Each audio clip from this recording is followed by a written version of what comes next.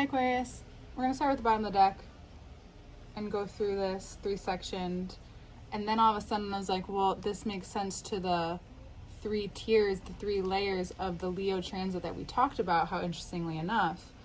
And you're moving through a time where you're not only bringing the confidence that you've had, but you're securing yourself into a place of understanding that through this process of whether it's wealth, whatever your version of abundance is, you can feel joy along the way while you're healing, while you're at a place where that feels safe, or you feel like you can actually expand upon in a way that brings you to a perfect idea of what your life can look like for now, right? Because that idea will change as you change and shift and grow.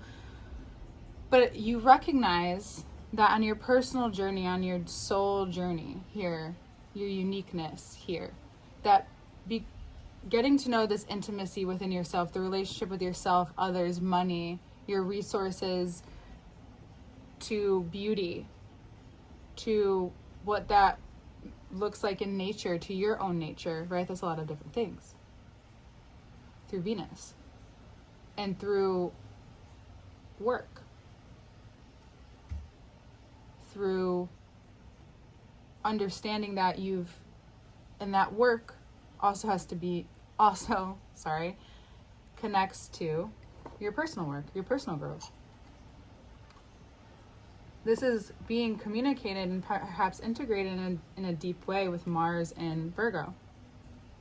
Mars in Leo, Mars was in Cancer, and now it's in Virgo. How interesting. We're actually going to keep this up here. And then we'll get more because the bottom keeps giving, so we're going to keep taking from it.